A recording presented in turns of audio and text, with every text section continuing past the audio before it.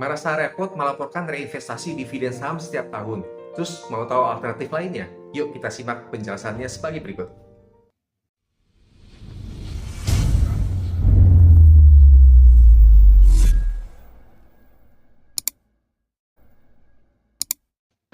Halo, salam planners. Ketemu lagi dengan saya Sanjaya dari Champion Web Planner.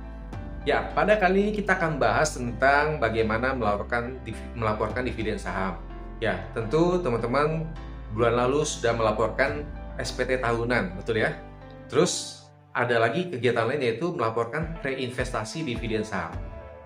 Dan beberapa orang ternyata merasa itu merepotkan. Nah, apakah ada alternatif lain, cara lain untuk supaya nggak perlu repot-repot isi reinvestasi dividen saham, di mana harus dilakukan berulang-ulang setiap 3 tahun untuk satu dividen yang sama. Terus atau mungkin merasa uangnya saya ingin pakai, ya tidak ingin dibiarin aja diinvestasi lagi, mau dipakai lagi untuk kegiatan lain atau untuk apa ibaratnya kebutuhan lainnya misalnya. Nah, ada cara lain yaitu dengan cara apa? Ya udah, kita bayar PPh final atau pajak finalnya dari dividen saham yaitu sebesar 10%. Nah, pada kali ini kita akan bahas bagaimana caranya untuk melaporkan dan membayar PPh final ini.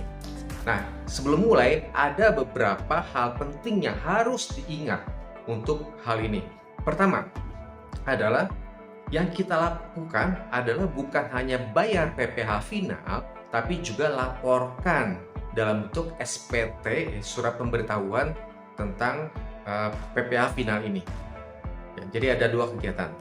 Terus yang kedua, hal ini harus dilakukan paling lambat tanggal 15 bulan berikutnya setelah terima dividen. Misalnya, terima dividen sahamnya di bulan Mei 2026, maka paling telat bayar dan lapor untuk PPh final ini adalah tanggal 15 Juni 2026. Kalau kelewatan gimana? Berarti tidak bisa mengikuti ketentuan ini. Berarti harus reinvestasi mau tidak mau. Oke. Nah, itu 2 yang penting. Ya. Oke, yuk kita simak bagaimana sih caranya. Ini adalah cara tentang bayar dan lapor PPh final dividen saham, atau dengan kata lain tidak direinvestasi. Pertama kita buka akun konteksnya, kemudian kita login seperti biasa dengan NIK, ya, kemudian passwordnya, terus masukkan kode captcha-nya. Nah, setelah itu di menu utama seperti ini kita pilih bukti potong, kemudian kita pilih tentang penyetoran sendiri. Kemudian akan tampil seperti ini. Nah, nanti di situ maka muncul menunya penyetoran sendiri belum terbit. Nah, kita diklik yang plus create e-bupot SP save payment. Ya, kita klik, kemudian akan muncul halaman seperti ini.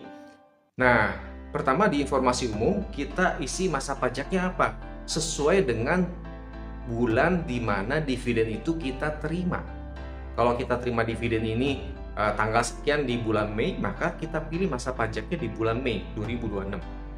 Oke. Dan kemudian statusnya otomatis masuk ke normal tulisannya. Nah, kemudian fasilitas yang ke bagian bawahnya pajak penghasilannya, yaitu fasilitas pajak yang dimiliki oleh penyetor. Nah, kita bisa pilih yang tanpa fasilitas saja. Kemudian nama objek pajak tentunya kita pilih dividen. Ya, atau diketik aja nanti dividen, nanti muncul pilihannya dividen yang diterima _ diperoleh wajib pajak orang pribadi dalam negeri. Nanti setelah kita pilih nih, otomatis di bawahnya jenis pajak yang muncul tuh pasal 4 ayat 2, kemudian kode objek pajaknya sekian, kemudian sifat pajak penghasilan final. Nah, kemudian yang perlu kita isi adalah bawahnya, yaitu dasar pengenaan pajak. Rupiahnya berapa? Yaitu apa? Berapa besar dividen yang kita terima. Dan perlu diingat, ini perlu dilakukan untuk setiap masing-masing dividen, ya. Jadi kita tulis satu persatu. Andaikan di tanggal yang sama ada 2 atau 3 dividen, ya mau tidak mau kita satu persatu kita tulis. Ya, yang pertama dulu kita isi berapa angkanya untuk dividen ini. Misalnya kita tulis 1 juta misalnya. Kemudian tarif berapa persen otomatis muncul, yaitu 10%. Ya, kemudian pajak penghasilan otomatis dihitung oleh komputer sekian. Nah, KAP udah muncul otomatis. Nah, kemudian kita geser ke bawah, yang kursor yang apa? Yang panah biru ini kita geser. Kemudian muncul di sini tentang dokumen referensi. Nah, dokumen referensi, jenis dokumen kita klik di sini ada beberapa pilihannya. Nah, ini teman-teman nanti dicek lagi di bagian email. Biasanya kita akan di email oleh sekuritas tanggal pada saat kita terima uang dividennya ke rekening, ke RDN. Nah, nanti tergantung nih, masing-masing sekuritas mungkin berbeda. Ya, nanti dia akan kirim dalam bentuk apa tulisannya di situ. Ada beberapa sekuritas tulisnya tentang letter of confirmation, misalnya. Ya, jadi surat konfirmasi. Terus ada juga tentang ya mungkin cuma tulisan cash dividend dari emiten apa misalnya, dan seterusnya. Nah, tergantung. Ada beberapa pilihan, mungkin 3 ini mungkin yang akan sering dipakai. Kalau misalnya bilangnya letter of confirmation, misalnya, biasa kita bisa pilih trade confirmation misalnya. Kemudian kalau misalnya cuma info aja tentang telah dikirim dividen emiten sekian, emiten ini. Nah, kita mungkin bisa pilih pengumuman, atau misalnya kita dikasih dokumen dengan nomor dokumennya atau nomor referensi sekian. Nah, kita bisa pilih dokumen lainnya. Ya, tergantung. Ya, mungkin masing-masing sekuritas berbeda.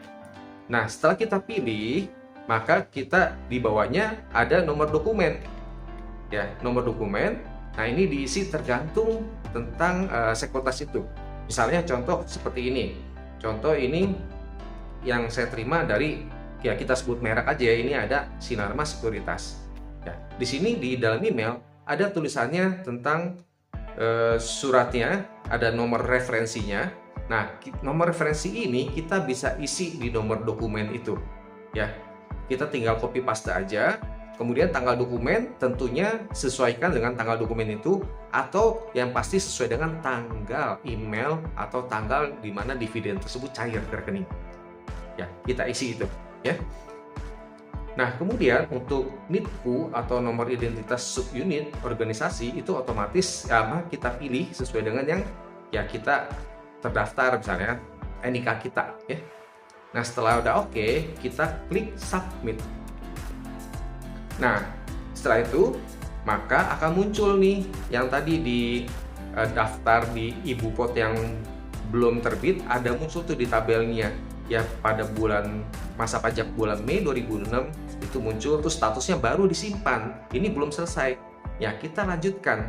Ya, kita lanjutkan dengan cara apa? Nah, dengan cara kita klik kita pilih di checklist. Kita checklist apa saja, kan mungkin kita isi ada beberapa macam dividen misalnya. Kita checklist, terusnya kita klik terbitkan yang di atasnya. Nah, kemudian otomatis di sini akan masuk ke penyetoran sendirinya, sudah terbit Ibu Potnya, telah terbit. Nah, setelah itu ini baru kita ibaratnya kita baru lapor sebagian tentang Ibu Potnya. Kemudian kita lanjutkan ke SPT. Ya, di SPT kita dengan cara dari menu itu kita pilih surat pemberitahuan, terus SPT lagi. Jadi mirip seperti SPT tahunan ya, menunya sama. Nah, kemudian setelah itu kita klik buat konsep SPT. Nah, kemudian di sini kita pilihnya PPH unifikasi. Ya, bukan yang seperti SPT tahunan yang berbeda. Jadi kita pilih PPH unifikasi, kita klik lanjut. Kemudian periode dan tahun pajaknya tentu sesuai dengan yang itu ya, sesuai dengan yang kita tulis tadi. Dividennya kapan kita terima? Ya, misal Mei 2026. Ya. Kemudian kita klik lanjut. Nah, kemudian mode SPT kita pilih normal, kemudian kita klik buat konsep SPT. Nah, tentunya di dalam daftar konsep SPT ini ada muncul sekarang di tabel ini tentang PPH unifikasi. Nah, terus setelah itu kita klik tanda pensilnya, ibaratnya kita edit ya, atau kita lihat. Nah, kemudian muncul seperti ini, SPT dibuka. Nah, kita fokus ke di induk aja. Nah, kemudian kita lihat nih data-datanya, masa pajaknya sesuai dengan yang kita isi, ya, dengan NPWP kita, nama lengkap kita, alamat, nomor telepon kita. Nah, kemudian di bawahnya udah tertulis tuh yang tadi ya, pasal 4 ayat ayat 2 ya tentang dividen. Nah, store sendiri berapa pajak penghasilannya, berapa rupiah, terus total jumlah PPh yang dibayar berapa, kan udah ada. Kita geser di panah biru ini ke bawah. Nah, sampai ke paling bawah nanti ada pernyataan dan tanda tangan. Kita checklist yang dengan menyadari sepenuhnya dan seterusnya. Nah, terus kita lihat tanda tangan, tentunya wajib pajak sendiri. Nanti muncul NPWP kita, terus nama tanda tangan kita siapa namanya, kemudian kita klik bayar dan lapor. Ya, jadi bayar dan lapor. Nah, kemudian di sini kita harus tanda tangan dokumen. Ya, tanda tangan dokumen tentunya dengan kode otorisasi DJP ya, sama seperti SPT tahunan. Nah, kita isi kata sandi tanda tangannya, kemudian kita klik konfirmasi tanda tangan. Setelah oke, muncul notifikasi hijau sukses. Nah, kemudian otomatis muncul kode billing ya. Kode billing seperti ini kalau bisa di komputer, atau mungkin kalau di HP kita bisa lihat di bagian my file ya, my dokumen. Kita lihat kode billing berapa. Nah, setelah terima kode billing, di situ SPT-nya tadi dari konsep udah beralih ke dalam SPT menunggu pembayaran. Artinya apa? Sekarang kita diarahkan untuk membayar pajaknya berapa, PPh finalnya 10% itu dengan kode billing yang sudah disertakan. Nah, bayarnya melalui ya aplikasi perbankan masing-masing atau di ATM sesuai dengan SPT tahunan yang lalu ya.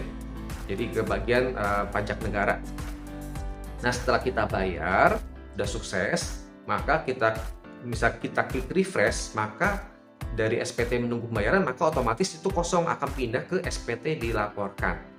Nanti muncul di sini daftarnya di PPh unifikasi dan digabung dengan SPT-SPT yang telah kita laporkan sebelumnya, SPT tahunan dan lain-lain.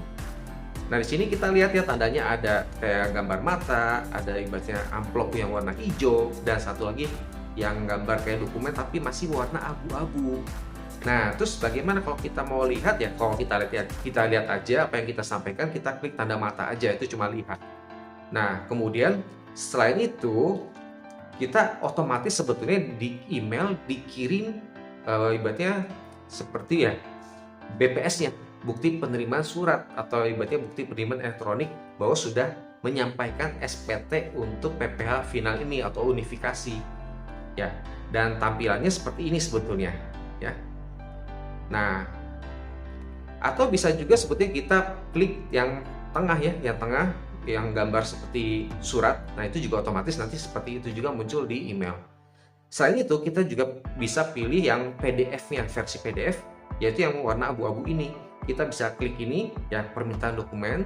Nah, kalau misalnya abu-abu, biasanya setelah itu kadang-kadang kita diminta masukin lagi passwordnya, ibaratnya seperti ya kode otorisasi DJP-nya berapa. Ya, kita konfirmasi tanda tangan. Nanti setelah itu dia mungkin akan proses, ada muncul seperti ini, info generate document is in progress misalnya. Dan ibaratnya warna abu-abunya agak lebih mudah nih lagi proses. Kadang-kadang ini butuh waktu beberapa menit ya. Kalau misalnya ibaratnya nggak sabar, mungkin ditinggalkan aja, besok kita buka lagi, atau ya tunggu aja beberapa menit sampai nanti warnanya jadi merah ya seperti ini. Nah, ini kita bisa unduh PDF SPT yang telah disampaikan. Nanti akan munculnya seperti ini kalau kita buka ya. Jadi SPT induk, kemudian PPh yang pasal 4 ayat 2-nya berapa, rupiahnya, PPh-nya totalnya berapa. Nah, itu adalah bagaimana kita cara bayar dan lapor untuk pembayaran PPh final dividen saham. Bagaimana? Apakah ini lebih tidak repot dibandingkan kita lapor reinvestasi dividen setiap tahun? Atau bagaimana? Keputusan di tangan teman-teman semua. Apakah mau bayar PPh final setiap kali terima dividen, atau mau nanti reinvestasi aja lah setiap 3 tahun ya. Jadi satu dividen 3 tahun terus kita laporkan. Dengan konsekuensi otomatis ya kita tidak bisa memakai uang dividen itu kalau untuk reinvestasi. Tapi kalau kita lapor PPh final, kita kena potong 10%. Kita harus lapor setiap saat, setiap kali kita terima dividen. Tapi kita boleh menggunakan uang itu langsung untuk kebutuhan kita sehari-hari, entah itu apapun ya. Nah, jadi jangan lupa, kalau misalnya konten ini bermanfaat, jangan lupa klik tombol subscribe, like, ya, share ke teman-teman yang lain, dan aktifkan lonceng notifikasi. Jangan lupa bagikan ke teman-temannya supaya mereka tahu bagaimana caranya untuk melaporkan dan membayar dividen saham setiap saat terima dividen. Oke? Dan jangan lupa simpan video ini karena pasti akan dibutuhkan setiap kali teman-teman mau bayar dan lapor kalau misalnya lupa caranya. Oke, ya simak terus channel ini. Kita akan ketemu di video yang lainnya yang tidak kalah menarik. Oke, see you.